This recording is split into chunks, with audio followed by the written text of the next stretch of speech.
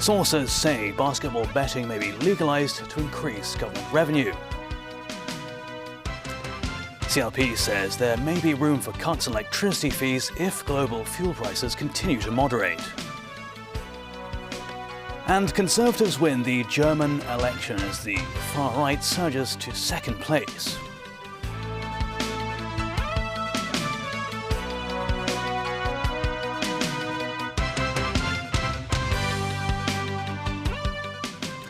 Good evening. Sources say the government may legalise basketball betting in the city as a measure to increase revenue. This comes 2 days before the announcement of the new budget. Tonight reports. The government says it will implement policy to increase revenue. Sources say one of the ways this could be achieved is by expanding the Hong Kong Jockey Club's betting options, including basketball, so more revenue can be generated from the relevant duties. However, the process of legalizing the sports betting could be lengthy. The Home and Youth Affairs Bureau needs to consult the Betting and Lotteries Commission, which will happen next month at the earliest. Next, the government will launch a public consultation for at least 6 months before submitting opinions to the Executive Council. If an ordinance is required to regulate the betting, the Legislative Council must then step in. Lawmaker Kenny Fox supports the legalization. He said the estimated government revenue received from the betting duties could be between $1.5 and $2 billion annually. Moving forward, I think it's also prudent for the government to also think of more ways of securing income besides the traditional methods, and this may be one of the additional income sources that Hong Kong can rely on as well. But of course, the starting point should not be to solve the problem of financial difficulties. We use gambling as a method. We do believe that expanding the scope of the existing taxation regime, let's say, for example, betting duty has already been exists in Hong Kong for a while. We do see there should be having less negative impact to the entire economy rather than introduction of new taxes. In August 2003, football betting was authorized as a move to tackle the problem of illegal football gambling in the city. However, people could only place bets on overseas matches. Sources say the same rule may also apply to basketball betting. Members 9, TVB News. CLP Holdings posted a net profit of over $10 billion last year, with a 2% increase in annual electricity sales. The parent company of CLP Power, one of the city's electricity providers, says there may be room for electricity fees to be lowered if global fuel prices continue to moderate. Samantha Lee tells us more.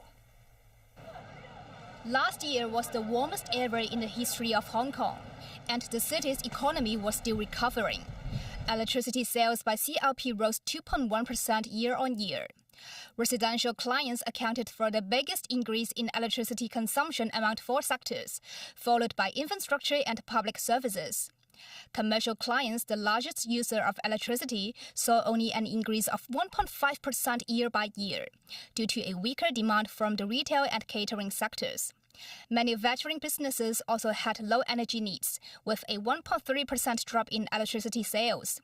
CLP said infrastructure developments, rising inbound tourism, and the growth in the number of electric vehicles contributed to higher electricity usage. Electricity fees are calculated based on the basic tariff and the fuel charge. Chen Tongken, CEO of the CLP, said the company would adjust the electricity charges on a monthly basis. CLP said its net profit rose 76% from a year earlier to $11.7 billion, thanks to an overall solid performance from its business in Australia. Samantha Lee, TVB News. Provisional results have confirmed mainstream Conservatives, led by Friedrich Merz, won Germany's national election. The far-right Alternative for Germany party surged to become the nation's second largest.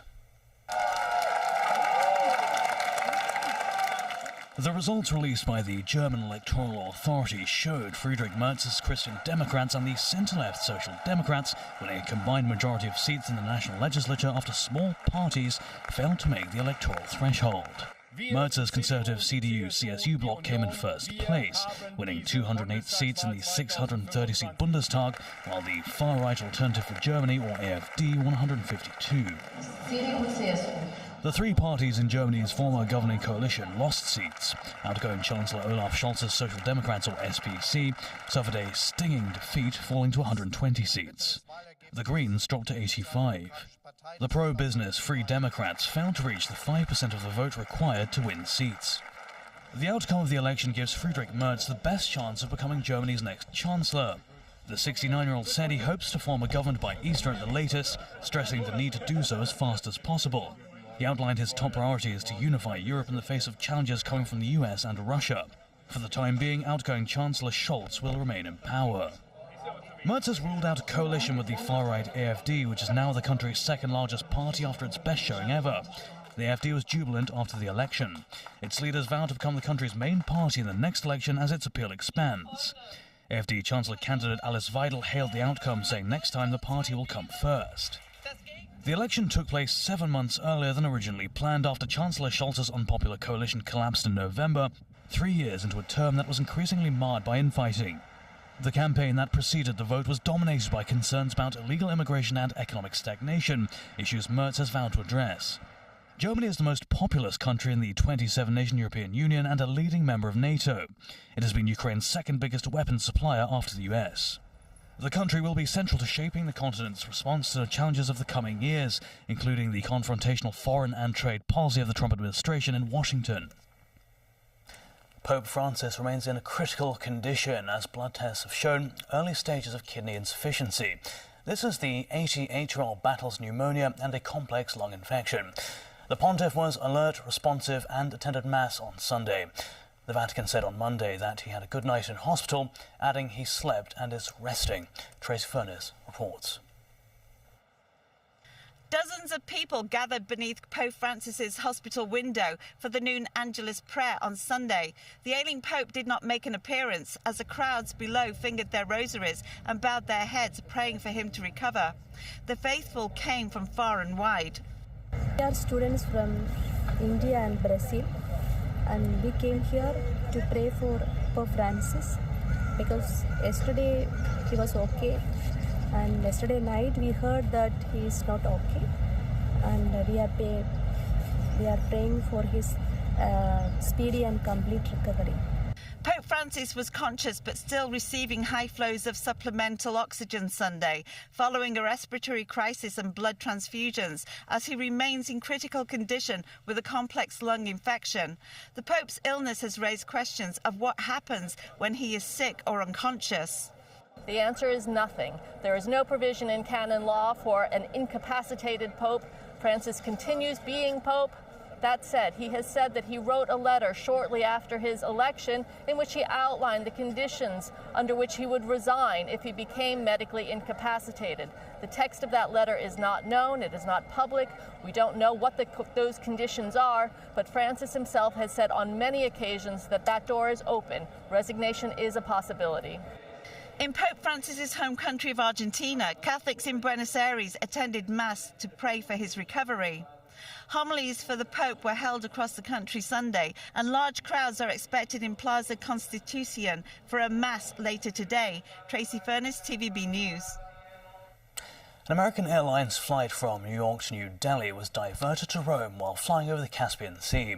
Italian fighter jets were scrambled after a security concern, which was later proved to be non-credible. Travellers filmed out of the window as the fighter jets accompanied them. 3 hours out from Delhi, Flight 292 made a large turn, and the captain told passengers they were heading to Rome because of a security issue. The plane was inspected after landing. The people on the plane were security screened in Rome. It is not clear why the Boeing 787 was diverted so far from its intended destination. There were a couple here and there that were finally able to connect to Wi-Fi, and that's how we... But that was probably like 2 hours after the announcement that we found out that there was something related to a bomb threat on the plane. And so that's when we started realizing that this may have been a bit more serious than we were initially hoping. Everything was surprisingly calm. Like in your mind, trying to play out scenarios like that, you think people were in a panic, but it wasn't the case at all. Everyone just sat. And still ahead. A French aircraft carrier strike group visits the Philippines. Locally, people line up to apply for light public housing. And in France, thieves buy a winning lottery ticket with a stolen credit card, and the card owner wants a share.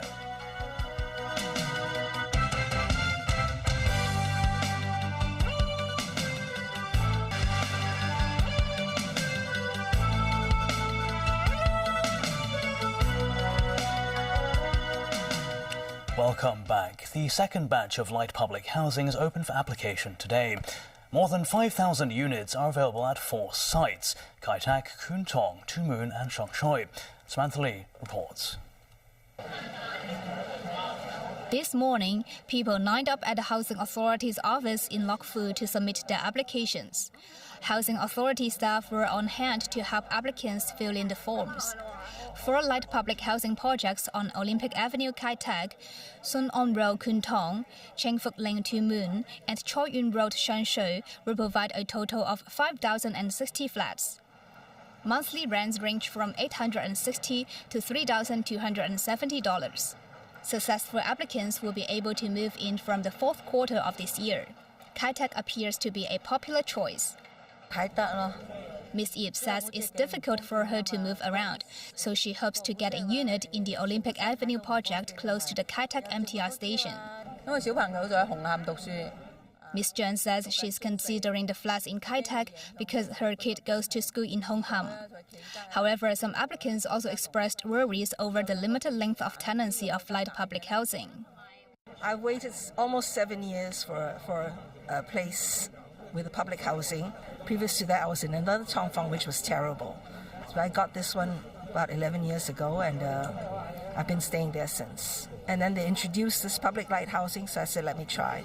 That's the one thing I'm worried about, because if they ask me to leave and I still have not got public housing, where am I going to go? The Housing Authority earlier sent application forms to those who have been on the public rental housing waiting list for 3 years or more. Priority is given to people living in subdivided units, having special medical conditions, or having children or elderly people in the family. Phase 2 application for light public housing began today and will continue until the middle of next month. Applications received between February 24th and March 17th will be handled with priority. Unsuccessful applicants will be reconsidered during the next phase, so there is no need to submit another application. Samantha Lee, TVB News. A male cat was found dead in Shang Shui today. The case has been listed as animal cruelty. No one has been arrested in connection with the case so far. The cat was found in an open space in Shang Shui. The animal's head was covered by a cloth bag. Police arrived at the scene to investigate. Authorities said the cat was roughly 3 to 4 years old. The Society for the Prevention of Cruelty to Animals arrived at the scene and took the corpse away. A French carrier strike group has made its first visit to the Philippines in a show of force to promote security in the Indo-Pacific. It was on the heels of its joint maritime exercises with security allies, including the US and Japan. Meanwhile, Japanese and Filipino defense ministers have agreed to enhance defense cooperation amid shared concerns about China. Danny Zhou tells us more. The 260-meter-long nuclear-powered aircraft carrier Charles de Gaulle made an operational break at the Subic Bay northwest of Manila over the weekend. Lining at its hangar were dozens of Rafale Marine fighter jets. The French carrier strike group, including a trio of destroyers, has been deployed in the Indo-Pacific for months on the mission Clemenceau 25. Last Friday, the CSG joined the Philippine Navy for drills in the contested waters of the South China Sea. It is reported the exercises involved anti-submarine warfare and aerial combat training.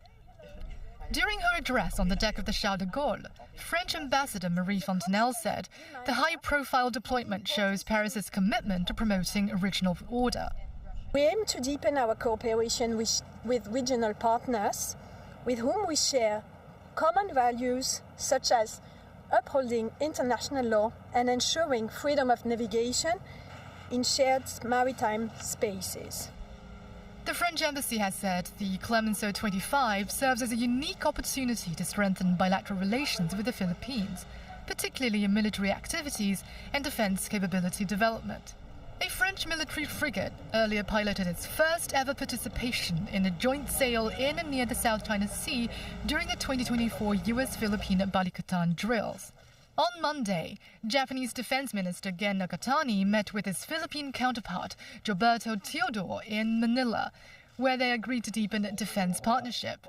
With eyes on China, they also pledged to establish strategic dialogue between high-level operational officers amid an increasingly severe security environment. The Foreign Ministry in Beijing earlier accused Manila of repeatedly drawing forces outside the region in their attempt to carry out military provocation.